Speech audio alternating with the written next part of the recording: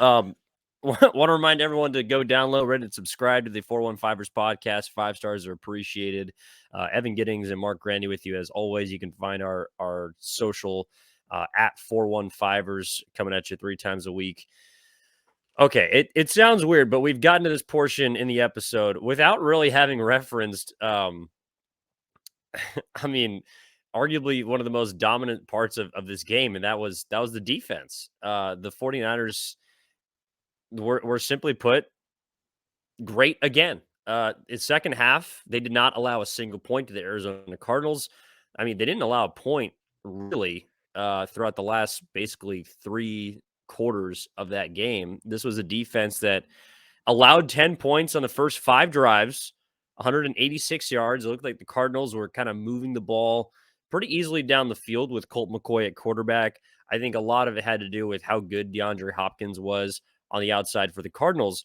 But then maybe it's D'Amico Ryan's making an adjustment. Maybe I've heard Fred Warner in past games, along with other defensive members, basically say, like, we run the same defense the majority of the game with some small iterations. They'll dial up the blitz occasionally, but it's basically we trust that our process on defense is going to be good enough to beat you down, to outmuscle you to the point where in second halves of games, you are bruised, battered, and tired because the Arizona Cardinals gained 76 yards on the next 4 possessions after the first 5. I know they kind of have a garbage time 50-yard drive that ended in the 49ers' second interception, but the defense total tonight was, simply put, great. I mean, 9 tackles for losses, 8 quarterback hits, along with 3 sacks. As much as you talk about pitching a perfect game on offense, which they certainly did, especially when the pressure is concerned. But on defense, for now a third straight game, they've been perfect in a second half of a game. And it's almost like we just come to expect this, Mark, because of how much of a switch that they can turn on from, all right, the floodgates are open, you can get what you want early, but as soon as we figure out what you want to do, the wall shuts down. We pull up the drawbridge because you're not getting into our castle. Yeah, I mean, you look at the numbers, the last 3 second halves against the Rams on the road, 58 yards in the second half, about 2.3 per play. Against the Chargers, 52 yards, 2.7 per play. Against the Cardinals, 132 yards in the second half, a lot of them coming on that last drive where they got all the way to the doorstep of the end zone before Samuel Womack's first career interception. 4 yards per play for the Cardinals in the second half in that game. All in all, their last 3 second halves. So a game and a half, 6 quarters, 242 yards, 3.1 yards per play, and 0 points allowed. I mean, that is just utter domination. And I know Nick Bosa said after the game, the altitude is real. We were feeling it. This was really tough, but it didn't look that difficult. Again, the Cardinals were able to move the ball a bit in the second half, but again, still 0 points. They absolutely limited DeAndre Hopkins, who was just the go-to receiver, especially when Rondale Moore went down early. In the game, Hopkins 9 catches for 91 yards. He had 7 catches for 77 yards in the first half. So in the second half, when the Cardinals were throwing the ball and everyone knew they were throwing the ball, Hopkins, one of the best receivers in the game, and Colt McCoy's favorite target by a mile, 2 catches, 14 yards. The Niners shut down DeAndre Hopkins in the second half, and that's probably the biggest reason why they were unable to score any points against the Niners in Mexico City in quarters 3 and 4. Yeah, no, it's look, they are a one-man band on offense with Kyler Murray out. I know James Conner is a pretty serviceable running back, but you're not going to move the ball well against that 49ers front and Colt McCoy. I thought also a lot of the plays in the first half that Nuke did make catches on were kind of go get 'em balls. Like Colt McCoy basically just would throw up kind of a back shoulder fade and in cutting route, and Hopkins would have to go make a play. Like, Considering their options, probably a pretty good call. I mean, yeah, that's all that I would do. Hey, yeah, you see the guy with the dreadlocks there on the outside. Yeah, put that ball up in the air and see if he can make a play. That was basically the game plan. You mentioned Nick Bosa. He's now got 10.5 sacks this season. He, to me, is just about as close to DPOY as possible. I know there are other guys out there that certainly have a case, most notably Micah Parsons in Dallas, especially with what they did on defense to a Minnesota Vikings team that Mark believes is a complete fraud. But but Nick Bosa is maybe also playing his best football. It's so weird to think about just because of how great he was his rookie season, but he's still extremely young, and it seems like he still has maybe even another level to take it to, just because when he gets time, Mark, it's not if, but when. Like, he's going to get to the quarterback, and if they get the ball out and throw it away, great. But at some point, he is going to hit the quarterback. He is going to bring the quarterback down, and it also seems like he's kind of setting up these sacks for prime positions for this defense to take advantage of. Whether it's early in a down, on third down, he'll just blow up plays, and it's like I kind of feel bad for opposing offenses.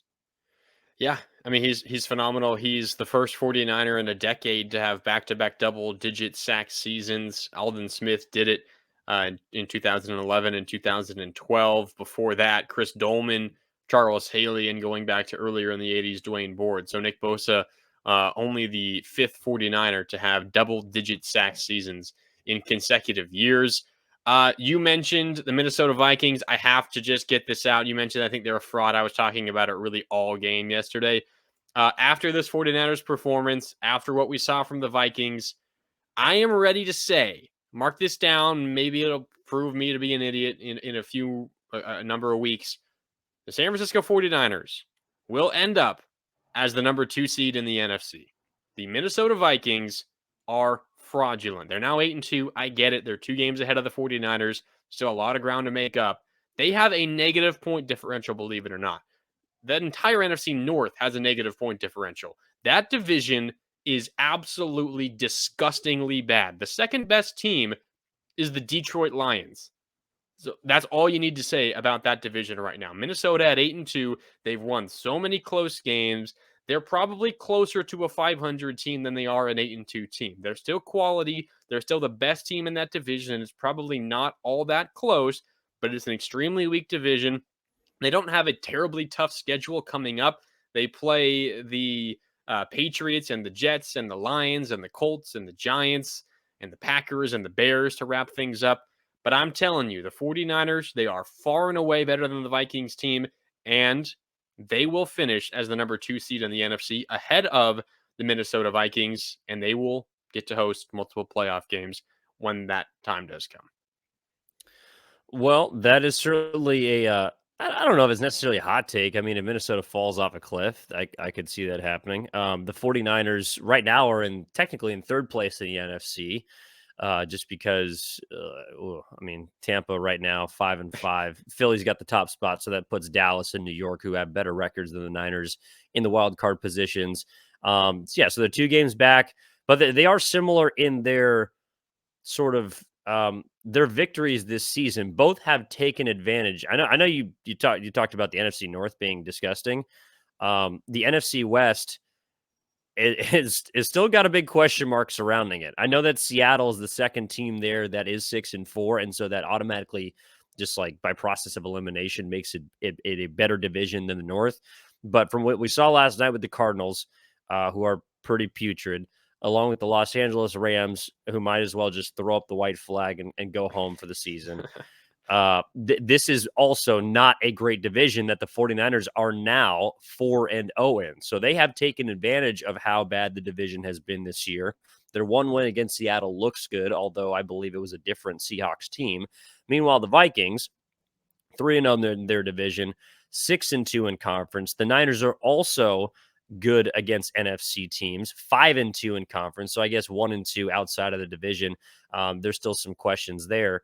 But like, this is, I think, going to be the battle. I mean, the NFC is wide open, and even Philadelphia, you barely sneak by the Indianapolis Colts this weekend, are a team that is 3 games ahead of you. That's a lot of ground to cover at this point of the year. But then again, if they lose Dallas Goedert, how does that affect their offense? Does Jalen Hurts regress? He's kind of a young quarterback. Minnesota Vikings have a team that has a lot of holes, has a lot of question marks.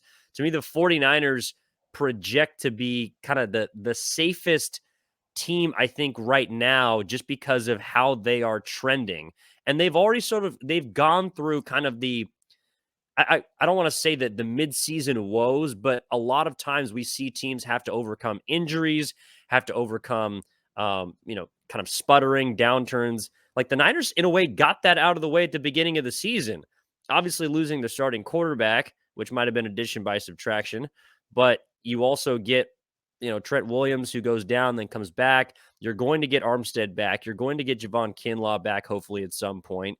The injuries that you did sustain earlier this year are now back and replenishing your offense and defense. So right now, the Niners, to me, if you looked around the rest of the NFC and went to every single city, I guarantee that they would all say that the Niners are the most dangerous team in the NFC right now because of how they've looked specifically the last 3 weeks. The Jacksonville Jaguars have a better point differential than the Minnesota Vikings.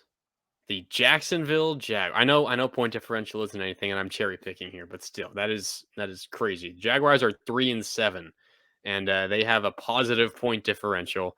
The Minnesota Vikings are 8-2, and believe it or not, they have a negative point differential. A lot of that is because of their most recent game, of course, against the Cowboys, where they got absolutely dominated. You mentioned the Niners' success in the NFC West. It hasn't only just been winning all 4 games, they've won all 4 by at least 15 points. It has been complete and utter domination. And per ESPN stats and info, the 49ers are the 6th team since the 1970 merger to win their first 4 division games by at least 15 points, and the first since the famous 2007 New England Patriots. So, an impressive start to division play for the 49ers. If they want to win the division, they're going to need to keep that up, specifically against the Seattle Seahawks. They only have 2 division games left, one more against Arizona and one more against Seattle. So it's certainly looking good for the 49ers and their prospects in the NFC West. And if this game in Mexico City is any indication, when they are the best team in the NFC West, and it's, you know, Arizona isn't a world beater by any standards, and they're playing without their starting quarterback. They have injuries on offense. Rondale Moore played a drive and then was out. Hollywood Brown, one of their other receivers, is still out. He hasn't returned yet. Zach Ertz, this was his first game out.